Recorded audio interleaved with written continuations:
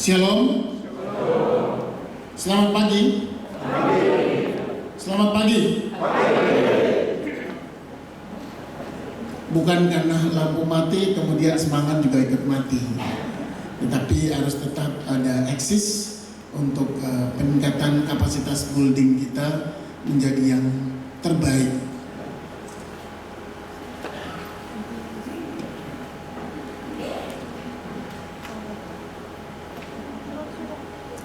Baik Bapak Ibu, saudara-saudara sekalian yang terkasih dalam Tuhan kita Yesus Kristus,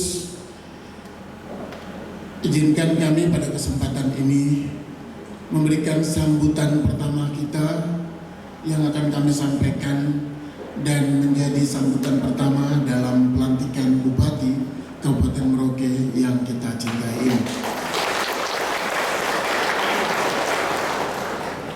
Assalamualaikum warahmatullahi wabarakatuh. Salam sejahtera untuk kita sekalian. Om Santi Santi Namo Buddhayo untuk kita sekalian. Dalam suasana matahari pagi, seberkas cahaya itu masuk menyinari tubuh kita, dan kekuatan itu menjadi sebuah semangat baru dalam membangun, menata pribadi lepas pribadi, tetapi dipersatukan dalam Tuhan untuk menuangkan seluruh partisipasi pemikirannya, kemudian menjadi kekuatan untuk menjadi satu dalam musyawarah, mufakat, dan gotong royong untuk menjadikan sebuah pemikiran yang komprehensif membangun tanah bumi Aningha dan negeri tapal batas negara kesatuan Republik Indonesia. Yang terhormat Saudara Danren 174 Animti Waninggap, ya, kami yang terbaik, Animti Waninggap, atau yang mewakili. Yang terhormat Saudara dan Lantamal 11 Merauke, atau yang mewakili. Yang terhormat Saudara Rektor Musamus. Dari Rektor Musamus mana? Ini.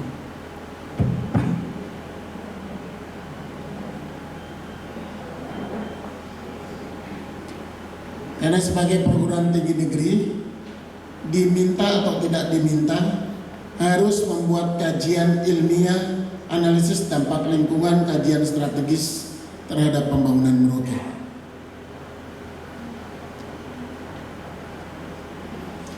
Yang terhormat Saudara pimpinan DPRD yang kami kasihi dan kami banggakan, semoga Tuhan melimpahkan berkat karunia untuk tetap sehat dan senyum seperti perempuan-perempuan Papua pada umumnya.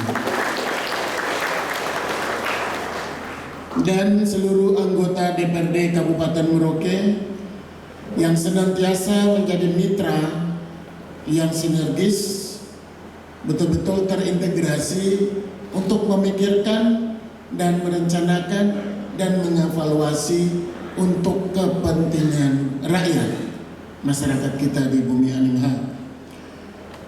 Yang terhormat seluruh kepala SKPD di lingkungan pemerintahan Kabupaten Merauke yang selalu menjadi leading sektor kekuatan, baik subordinasi, koordinasi, konsultasi, dan komunikasi dalam rangka menegakkan kewibawaan pemerintah daerah dari pelaksanaan pengelolaan keuangan, pelaksanaan pengelolaan administrasi, dan pelaksanaan kewibawaan birokrasi pemerintahan yang akan bersama-sama kita membangun sebuah kekuatan untuk menjaga kewibawaan integritas aparat sipil negara di Kabupaten Merauke.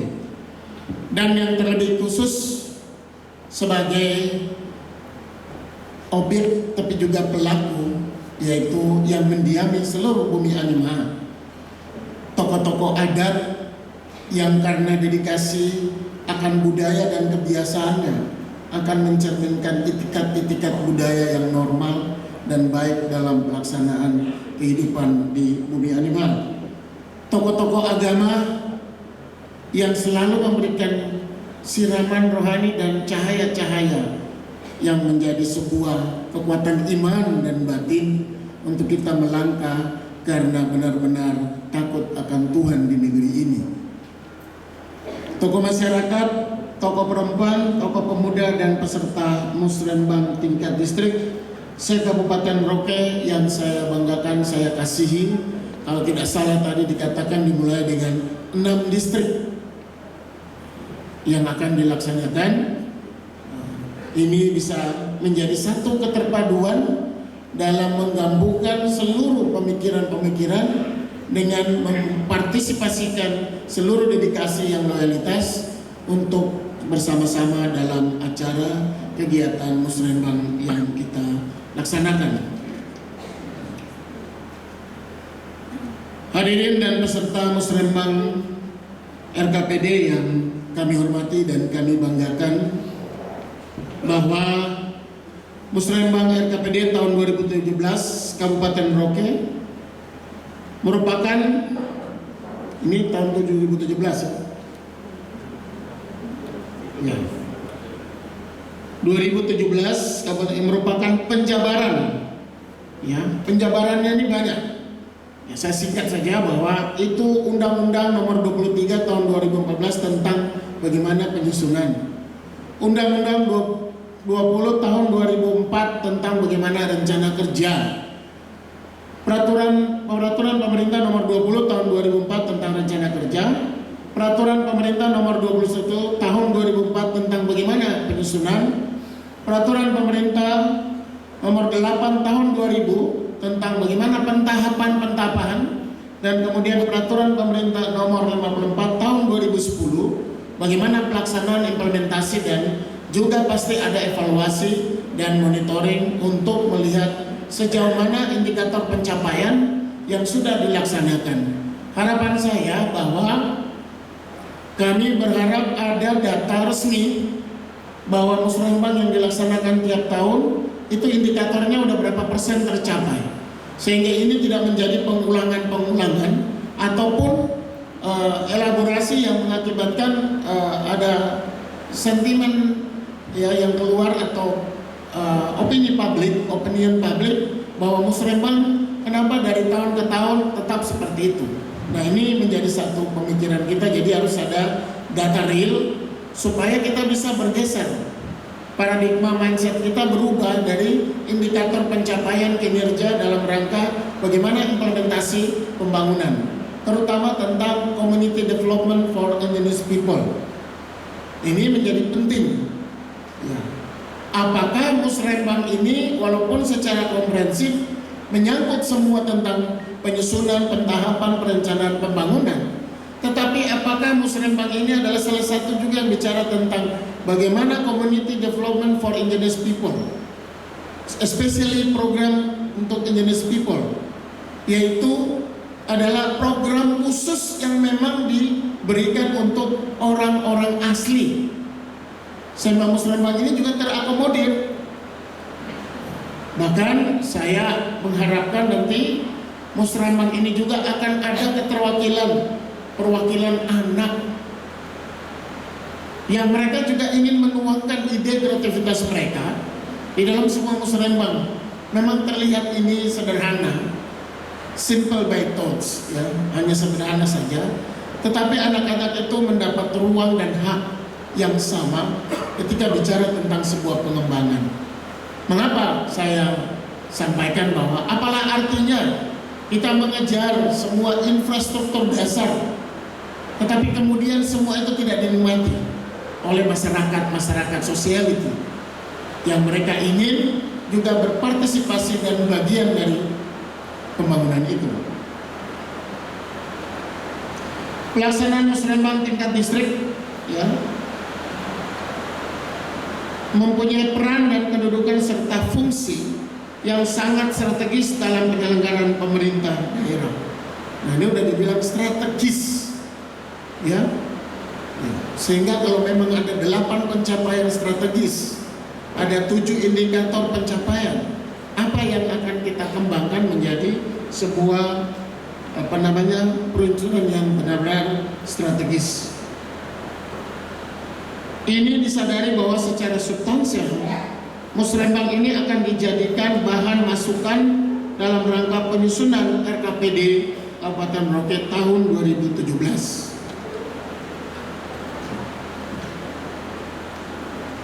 Yang seluruh program perencanaan kerja pemerintah daerah tingkat distrik tahun 2017 mengacu pada visi misi. Visi misinya itu adalah sebagaimana yang sudah kami sampaikan dan kami bagikan.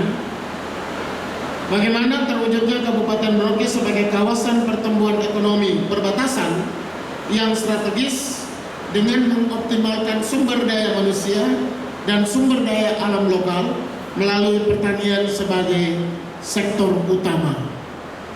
Ya, kita tahu bahwa flat tanah kita ini datar, dan dari 5 komparatif keunggulan Kabupaten Merauke, pertanian menjadi sektor unggulan. Pertanian dalam arti luas menjadi sektor unggulan, sehingga dalam rangka mengantisipasi bagaimana cadangan kebutuhan pangan dan energi untuk dunia, maka Indonesia menjadi salah satu negara yang juga menjadi objek untuk negara-negara berkembang G7, G8, ya, Uni Eropa, Asia, sehingga Indonesia kemudian menoleh bahwa wilayah-wilayah yang memberikan kontribusi real dalam rangka menjaga ketahanan pangan energi itu ada di wilayah timur dan menjadi sentra produksi, yaitu di wilayah Kabupaten Merauke, Provinsi Papua. Ini adalah salah satu kebanggaan dan juga merupakan satu tantangan, ya, challenge untuk kita, challenge for government. Ya, ini adalah tantangan untuk pemerintahan kita, sehingga kita punya 2 pendekatan. 2 pendekatan ini adalah apakah penyusunan perencanaan pembangunan, khususnya bicara tentang sektor pertanian, apakah kita mau mengandalkan sektor pertanian dalam model industri atau investasi, atau kemudian kita mau mengandalkan dalam model petani primer. Nah, ini perlu ada sinergitas, ya, ada koneksitas. Kita lihat saudara-saudara kita dari TNI Polri juga sudah mengambil bagian untuk mulai mengoptimalkan lahan-lahan yang ada. Maka ini perlu ada satu komunikasi yang terintegrasi sehingga seluruh lahan itu, ya, ini menjadi polemik. Maka Musrembang ini penting, ya, penegasan untuk hak ulayat itu juga. Ini 6 distrik awal ini dari 20 distrik, kita punya 6 distrik sebagai potensial agrikultur atau pertanian. Maka ini harus dilihat bagaimana mengelola dia secara profesional untuk betul-betul dikembangkan menjadi indikator. Sebagaimana visi misi itu sudah dijabarkan, dan saya pikir nanti itu akan disampaikan dan untuk kita komunikasikan lewat teks yang sudah ada. Karena kita mengulangkan lagi itu sama saja dengan kita membebaskan waktu. Hadirin dan peserta Musrembang RKPD yang kami hormati dan kami banggakan, bahwa Musrembang yang kita laksanakan hari ini memiliki makna yang sangat strategis bagi kelanjutan dan kesinambungan proses pembangunan, sustainable development, untuk bagaimana mengembangkan pembangunan di Kabupaten Merauke. Semoga hasil Musrembang dari tingkat distrik akan menjadi dasar dalam penyusunan RKPD Kabupaten Merauke. Jadi ini saran saja, supaya kalau memang cukup 5 atau 3 sudah, daripada banyak kemudian tidak dilaksanakan, timbul a priori, sama aja. Kemarin kita begini, kemarin kita begitu. Ya, kebetulan berapa waktu kan kita pernah ikut, masyarakat bertanya, Pak, Dulu usulan jembatan dari Musrembang sampai Sujadi Rendang ini belum jadi apa-apa.